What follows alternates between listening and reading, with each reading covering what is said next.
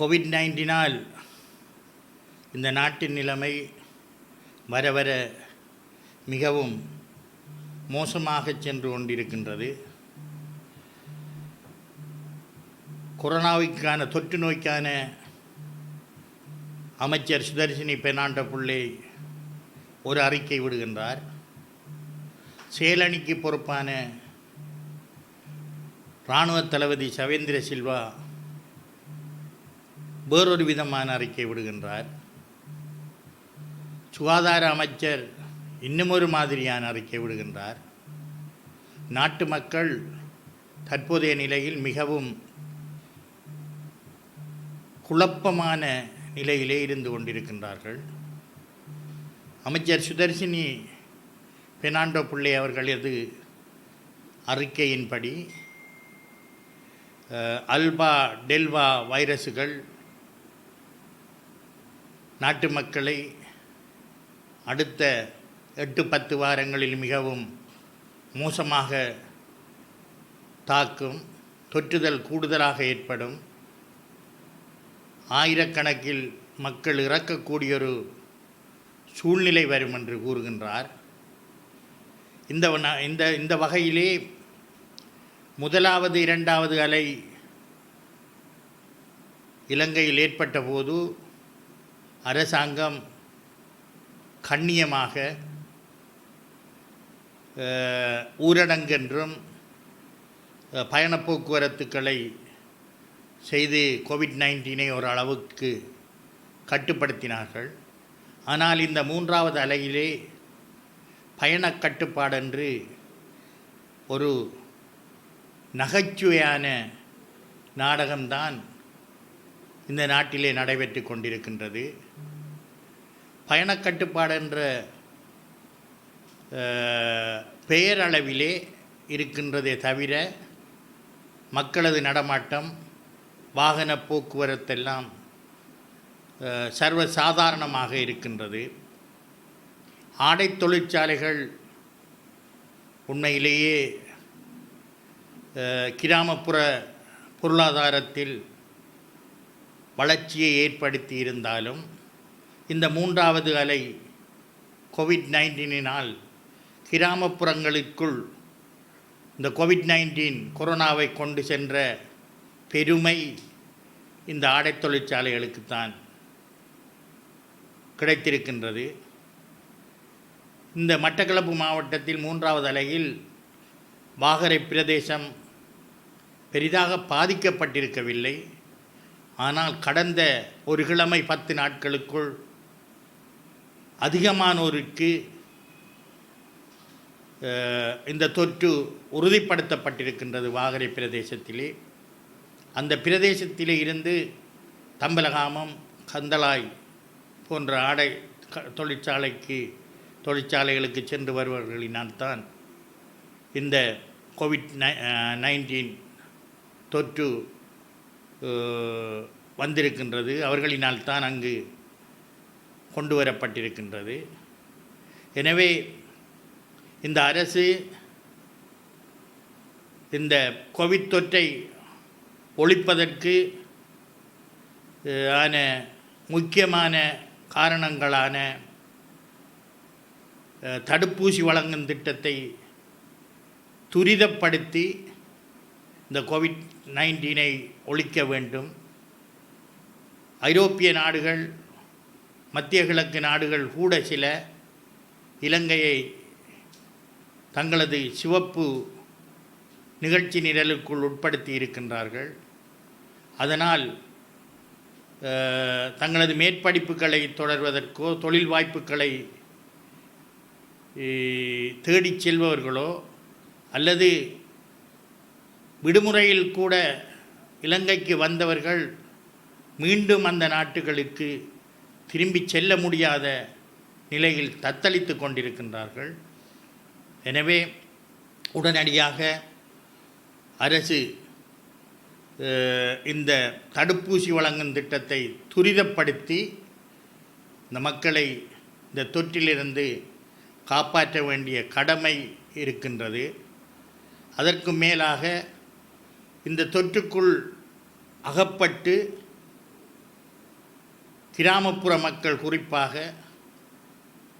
விவசாயம், கடற்தொழில், சிறு வியாபாரம் போன்ற தொழில் செய்தவர்கள் மிகவும் பாதிக்கப்பட்டு கொண்டிருக்கின்றார்கள். இந்த எரிபொருள் விலையேற்றத்தினால் பசில் ராஜபக்ஷ அவர்கள் அமெரிக்காவில் இருந்த நேரம் இங்கு எரிபொருள் விலை ஏற்றப்பட்டதாகவும், பசில் ராஜபக்ஷ அவர்கள் நாட்டில் இருந்திருந்தால் இந்த எரிபொருள் விலையேற்றம் நடந்திருக்காதென்று கூட அமைச்சரவையிலே இருக்கும் சில அமைச்சர்கள் கூறிக்கொள்வதை நாங்கள் அவதானிக்கின்றோம். அப்படியென்றால் இந்த நாட்டின் ஜனாதிபதி, அமைச்சரவை, ஆளுங்கட்சி பாராளுமன்ற உறுப்பினர்கள் எடுக்கும் முடிவுகளுக்கு அப்பால் ஸ்ரீலங்கா பொதுஜன பெரமுனையின் உருவாக்கத்தில் பொதுஜன பெரமுனையை நிறுவிய பசில் ராஜபக்ஷ அவர்களா இப்படியான முடிவுகளை எடுப்பவர் என்பதை மக்கள் தெரிந்து கொள்ள வேண்டும். பசில் ராஜபக்ஷ அவர்கள் பாராளுமன்றத்திற்கு மிக விரைவில் வரவிருப்பதாகவும், எரிபொருட்களின் விலை குறையும் என்றும் மக்களுக்கு சொல்லிக் கொண்டிருக்கின்றார்கள். இந்த வகையில் தற்போதைய நாட்டு மக்கள் கோவிட்-19 பாதிக்கப்பட்டு துன்பப்பட்டு கொண்டிருக்கும் வேளை மீண்டும் மீண்டும் மக்களை இந்த அரசு துன்பப்படுத்தக்கூடாது. எரிபொருள் விலையேற்றத்திற்கு மேலாக எரிவாயு விலையேற்றம் வர இருப்பதாக கூட செய்திகள் கூறுகின்றன. எனவே இப்படியான செயற்பாட்டிலிருந்து அரசாங்கம் விலகிக் கொள்ள வேண்டும். மக்களை இந்த நிலையிலிருந்து காப்பாற்றிக் கொள்ள வேண்டும்.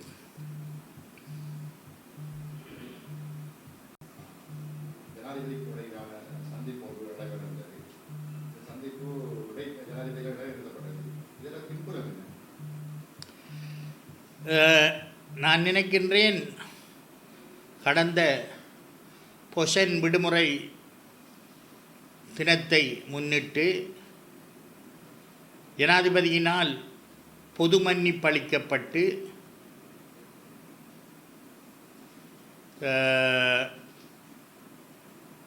சில கைதிகள்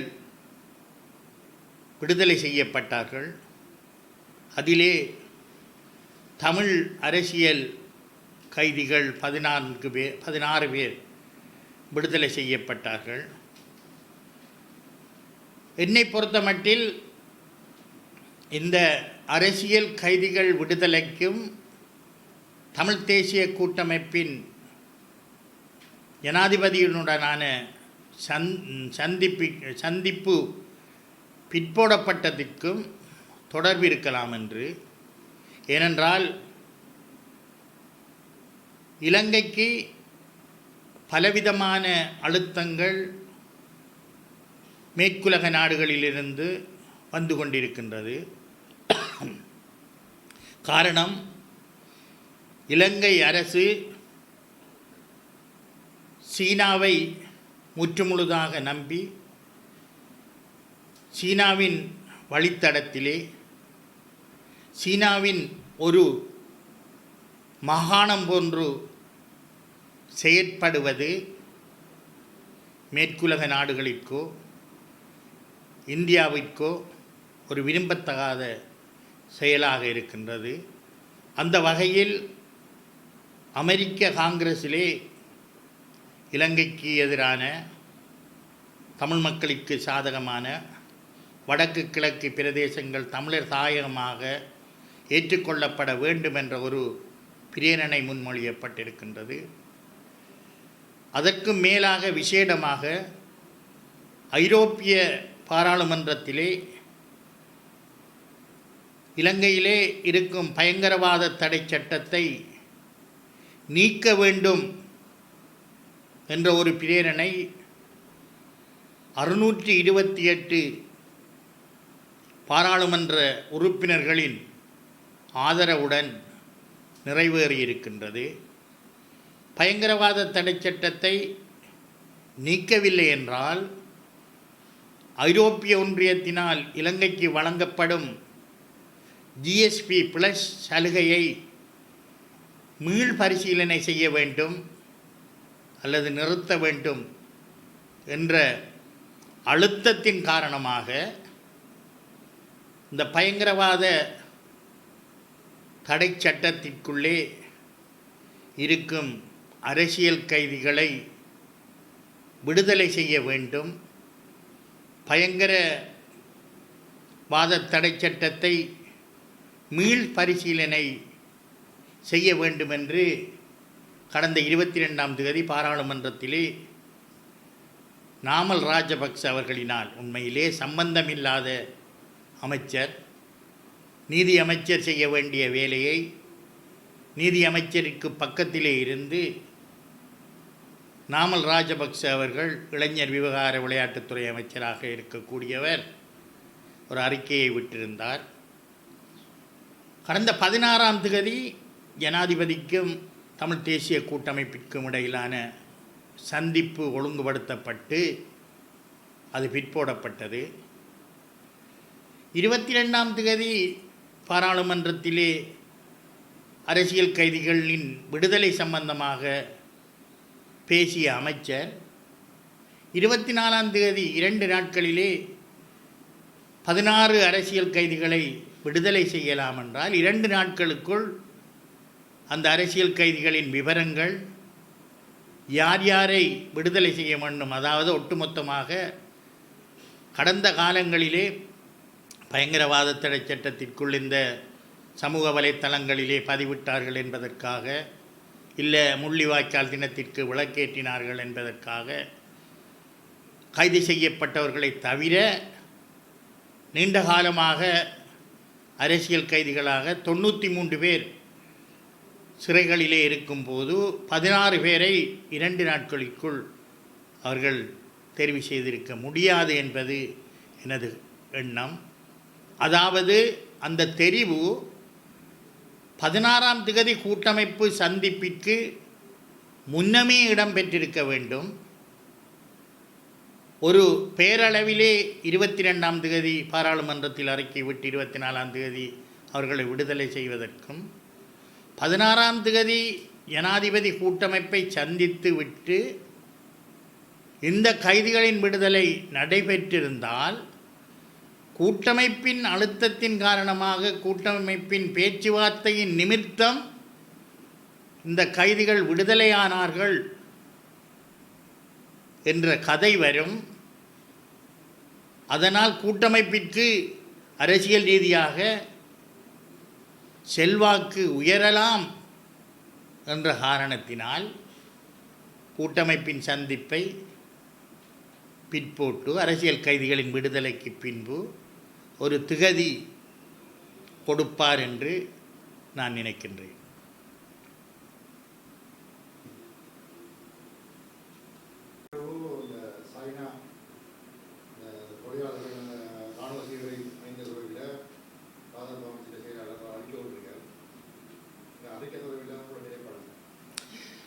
பரவலாக தற்போது பேசுபொருளாக இந்த நாட்டிலே இருப்பதும், இந்த நாட்டை படுகொலிக்குள்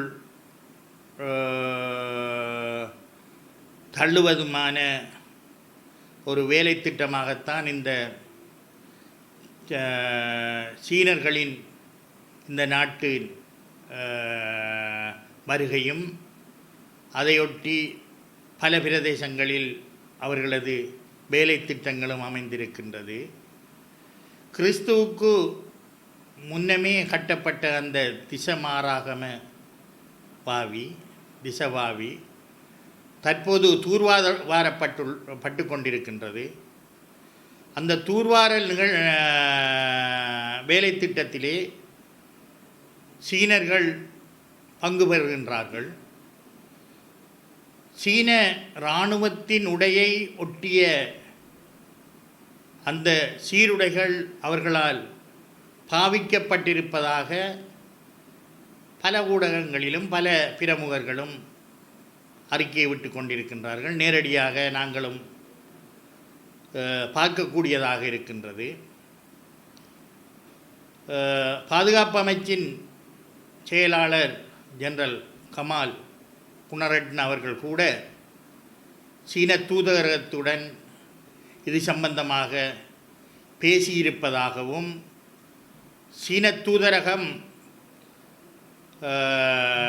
அவர்கள் சீன இராணுவத்தினர் இல்லை, ஆனால் அந்த சீன இராணுவத்தினர் அணியும் உடையை ஒத்த உடை அணிந்திருக்கின்றார்கள் என்பதை ஏற்றுக்கொண்டிருக்கின்றார்கள்.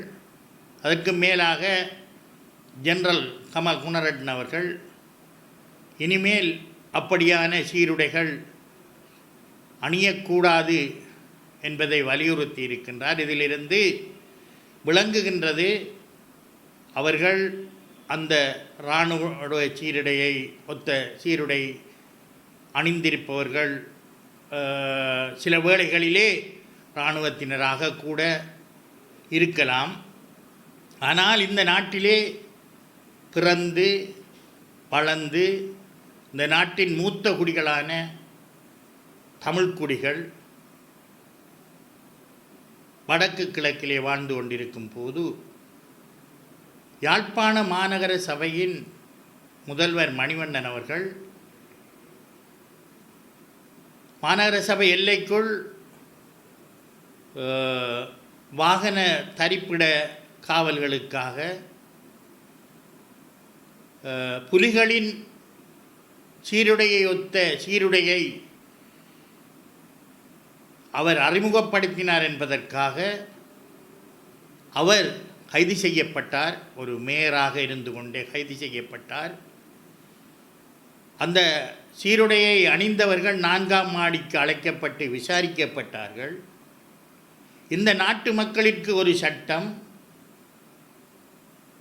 சீனர்கள் அந்த சீன இராணுவ சீருடையை ஒத்த சீருடையை அணிந்திருந்தவர்களுக்கோ அல்லது அவர்கள் வேலை செய்யும் அந்த வேலைத்தளத்தின் மேலதிகாரிகளுக்கோ எந்தவிதமான விசாரணையும் இல்லை, எந்தவிதமான கேள்வியும் இல்லாமல் இந்த நாட்டிலே சட்டங்கள் அமுல்படுத்தப்படுகின்றது. இவைகளை பார்க்கும்போது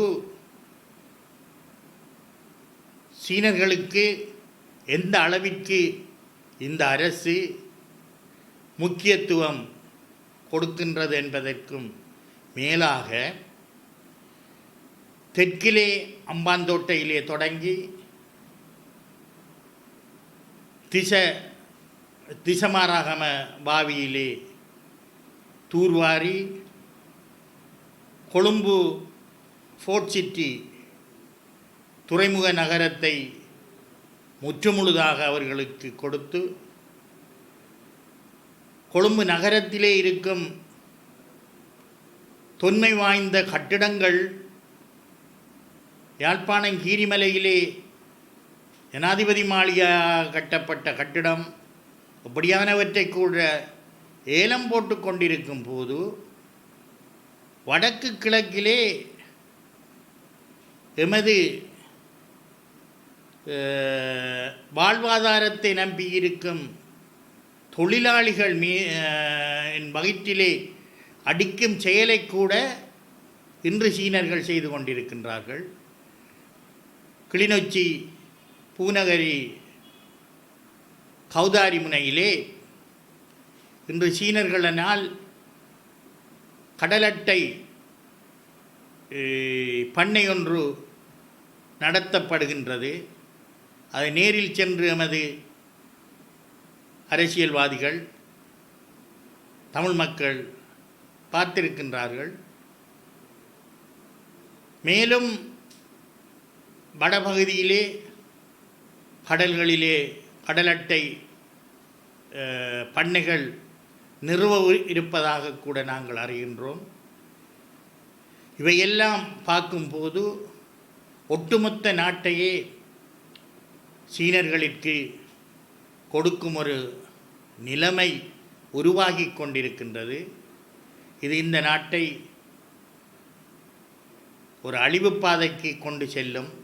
நிச்சயமாக வடக்கு கிழக்கிலே சீனர்களின் ஆதிக்கத்திற்கு இந்த அரசாங்கம் இடம் கொடுக்கின்றதென்றால் நேரடியாக அது இந்திய பாதுகாப்பை பாதிக்கும் என்கின்ற ரீதியிலே நேரடியாக இந்தியாவின் பகையை சம்பாதிக்கக்கூடிய ஒரு நிலையைத்தான் இந்த அரசு ஏற்படுத்தி கொண்டிருக்கின்றது.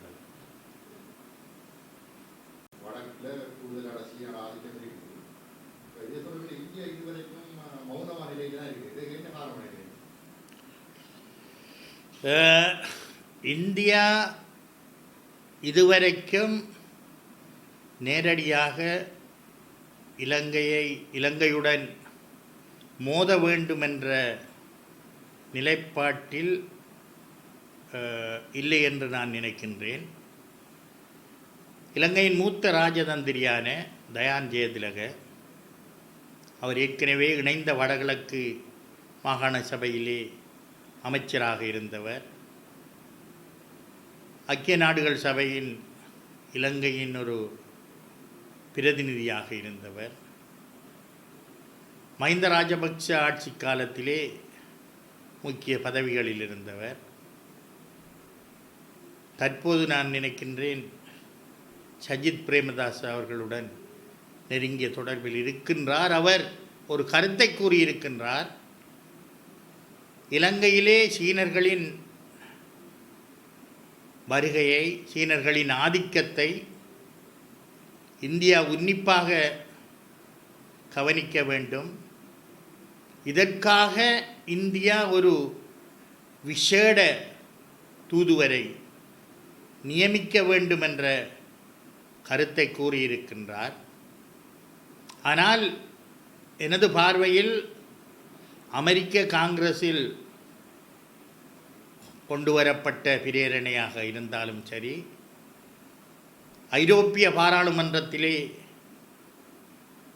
பயங்கரவாத தடை சட்டத்திற்கு எதிராக கொண்டு வரப்பட்ட பிரேரணையாக இருந்தாலும் சரி,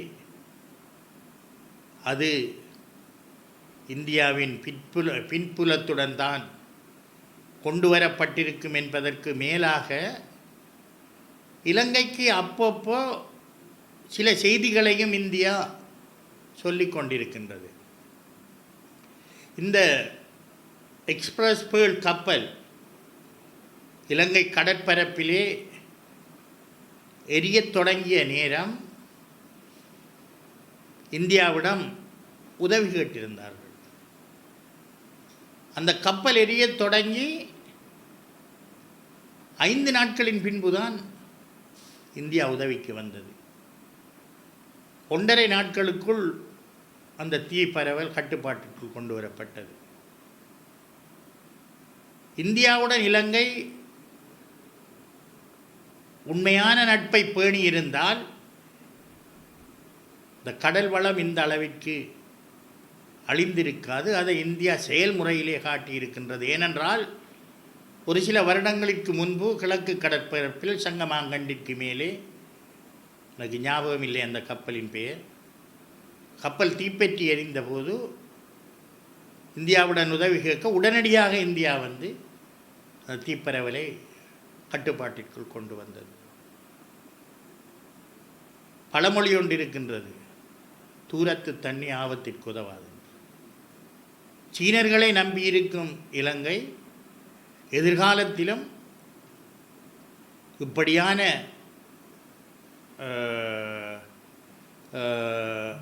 அழிவுகள், இப்படியான சம்பவங்கள் நடைபெறும் போது இந்தியா பார்த்து கொண்டிருக்கும் ஒரு நிலைமை உருவாகலாம். ஏனென்றால் கடந்த காலங்களிலே 1971 ஸ்ரீமா பண்டாரநாயக்காவின் ஆட்சி காலத்தில் ஜேவிபி ரோகண விஜய் வீரவினால் ஏற்படுத்தப்பட்ட கிளர்ச்சி அந்த நேரம் இந்திய அரசினால் தான் கட்டுப்பாட்டுக்கு கொண்டு வரப்பட்டதற்கு மேலாக உண்மையை சொல்லப்போனால் 2009 கூட இந்தியாவின் உதவி இல்லாமல் தமிழீழ விடுதலை புலிகளை இலங்கையினால் தோற்கடித்திருக்க முடியாது. இவைகளை மறந்துதான் இன்று இலங்கை அரசு இந்தியாவிற்கு எதிராக சீனாவை இந்த நாட்டிற்குள் உள்வாங்கி செயற்பட்டு கொண்டிருக்கின்றது. இது இந்தியா பார்த்து கொண்டிருக்கின்றது என்று சொல்ல முடியாது, உன்னிப்பாக அவதானித்து கொண்டிருக்கின்றது. எதிர்காலத்தில் என்ன நடக்கும் என்று தெரியாது. சில வேளைகளில் அது வடக்கு கிழக்கிற்கு தமிழ் மக்களுக்கு சாதகமாக கூட இருக்கலாம்.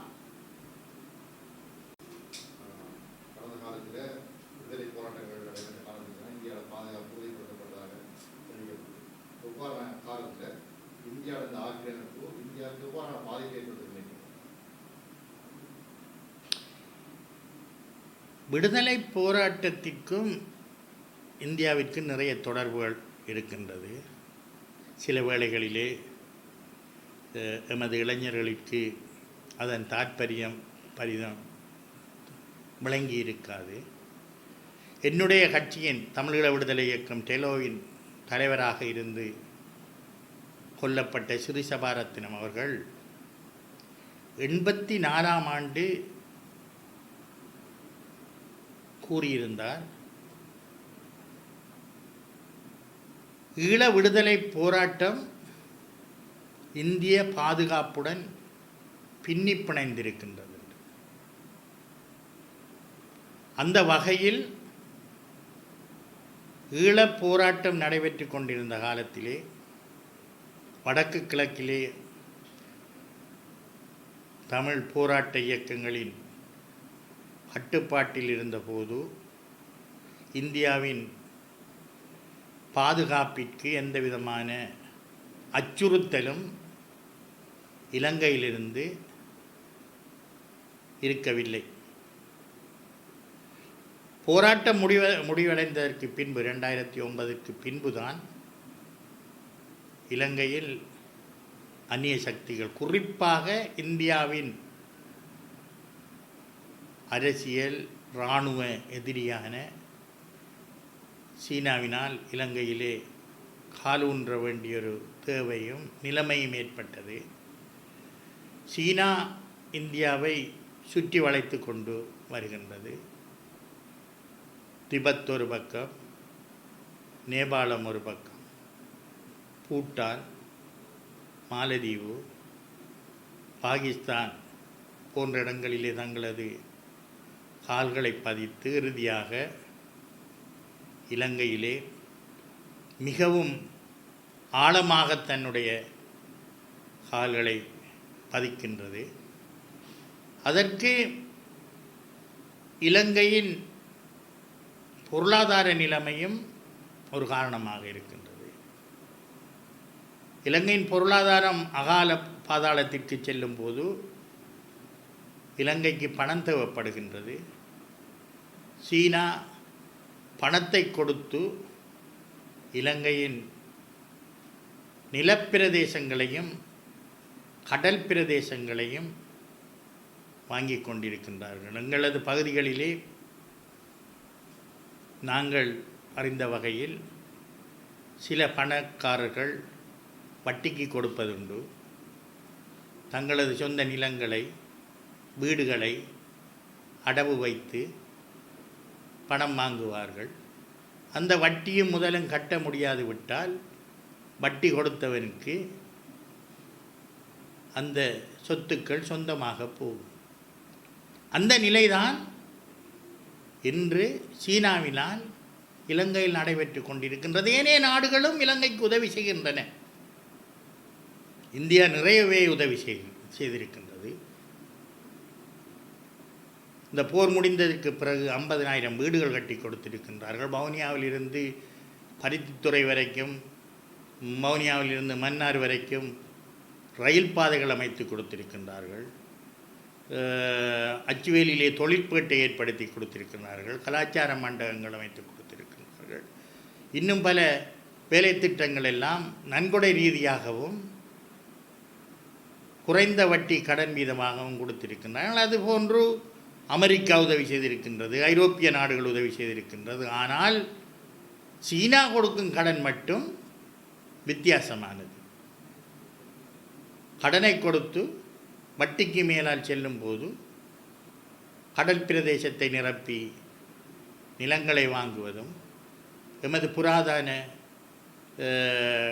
இந்த நாட்டின் புராதன கட்டிடங்களை விலைக்கு வாங்குவதுமாக இருக்கின்றது.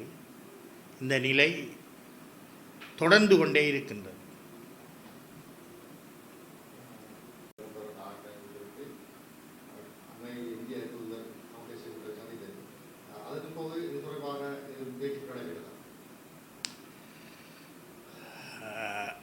அது வெளிப்படையாக தமிழ் தேசிய கூட்டமைப்புடன்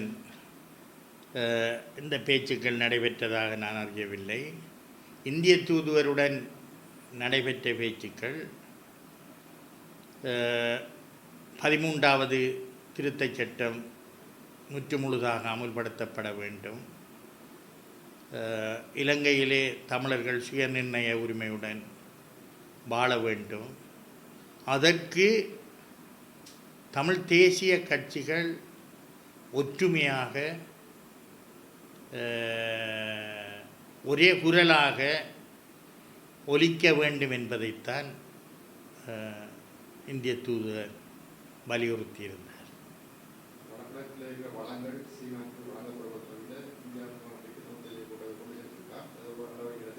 வழங்கல்ல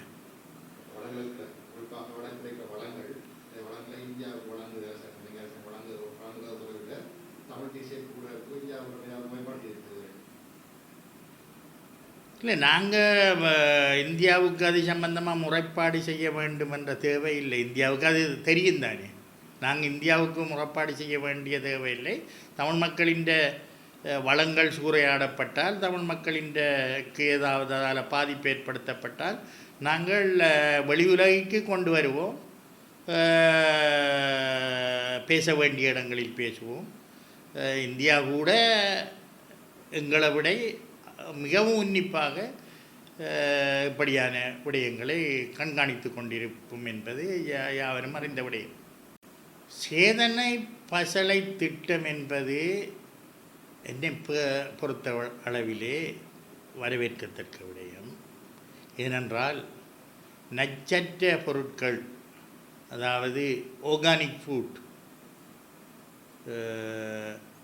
என்று நாங்கள் கூறுவோம், அதற்கு நாங்கள் போக வேண்டிய ஒரு தேவை இருக்கின்றது.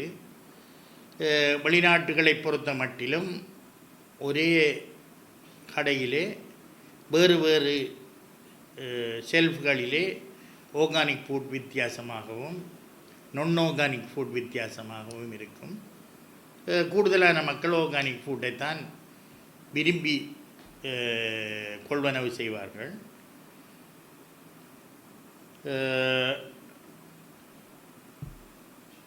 சேதன பசலை முறைமைக்கு நாங்கள் மாற வேண்டும். ஆனால் அந்த சேதன பசலை பூரணமாக எங்களுக்கு கிடைக்க வேண்டும்.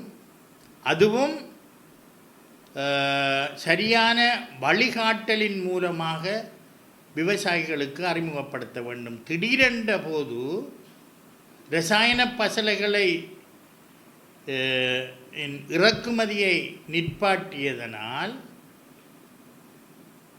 விவசாயிகள் மிகவும் பாதிக்கப்பட்டிருக்கின்றார்கள். இந்த போகத்திற்கு இரசாயன பசலை கிருமிநாசினிகள் கிடைக்கும் என்று அரசாங்கம் கூறினாலும் அதை பதுக்கி வைத்திருப்பவர்கள் இரட்டிப்பு 3 மடங்கு விலைகளுக்கு விற்று கொண்டிருக்கின்றார்கள். சேதனை பசலை பயிற்சிகை முறைமைக்கு மக்களை கொண்டு வந்து விட்டு இரசாயன பசலையை நிற்பாட்டி இருக்க வேண்டுமே தவிர அரசாங்கம் அதற்குரிய தன்னிறைவு அடையாமல் அவர்கள் நிப்பாட்டியது ஏற்றுக்கொள்ள முடியாதது. அது மாத்திரமல்ல, பல பொருட்களின் இறக்குமதிகள் இந்த நாட்டிலே நிற்பாட்டப்பட்டிருக்கின்றது. இங்கு உற்பத்தி செய்யப்படாத மக்களின் அத்தியாவசிய தேவைகளுக்குரிய பொருட்கள் கூட இறக்குமதி நிப்பாட்டியதன் காரணமாக மக்கள் மிகவும் கஷ்டப்படுகின்றனர். கட்டிட வேலைகள் செய்தவர்கள், வீடு கட்டியவர்கள், இன்றைக்கு பல வீடுகள் குறையிலே இருக்கின்றது. அதுக்குரிய மாபிள்கள், டைல்ஸ்கள் எடுக்க முடியாமல் இருக்கின்றது. அத்தியாவசிய தேவையான மலசல கூட உங்களுக்குரிய பொருட்கள், இந்த கொமட் வேசன்கள் கூட பூரணமாக பெற்றுக்கொள்ள முடியாத ஒரு நிலையில்தான் இந்த மக்கள் திண்டாடி கொண்டு வருகின்றார்கள். அதாவது முன்னெச்சரிக்கை இல்லாமல், நமது மக்களை வளப்படுத்தாமல், அந்த சேதன பசலை முறைமைக்கு மாற்றாமல், தன்னிச்சையாக முன்னெச்சரிக்கை இல்லாமல் இந்த இரசாயன பசலைகளை நிப்பாட்டியது ஒரு முட்டாள்தனம். அதை படிப்படியாக செய்திருக்கலாம். படிப்படியாக கொஞ்சம் கொஞ்சமாக சில பிரதேசங்களை அடையாளப்படுத்தி அது செய்திருந்தால் மக்கள் இந்த அளவிற்கு துன்பப்பட்டிருக்க மாட்டார்கள். இது திடீரென்ற அளவிற்கு மக்களை படுகொலியில் தள்ளி வருகின்ற வேலையைத்தான் இந்த அரசாங்கம் தொடர்ச்சியாக செய்கின்றது. கோவிட்-19 பாதிப்பு ஒரு பக்கம், எரிபொருள் விலை ஏற்றம் ஒரு பக்கம், இரசாயன பசலை ஏற்ற விவசாயிகளின் பாதிப்பு ஒரு பக்கம். இந்த அரசு கோட்டபாய ராஜபக்ச அவர்கள் இந்த நாட்டை வளப்படுத்துவதற்காக தன்னை ஒரு ஒரு ஒரு அரசனாக சித்தரித்து நாட்டு மக்களை காப்பாற்ற வந்த ஒரு பிதாமகனாக கூறிக்கொண்டு இந்த ஆட்சியை கைப்பற்றியவர் இன்று அத்தனை மக்களின் சாபக்கேட்டுக்கும் உள்ளான ஒரு மனிதராக மாறியிருக்கின்றார்.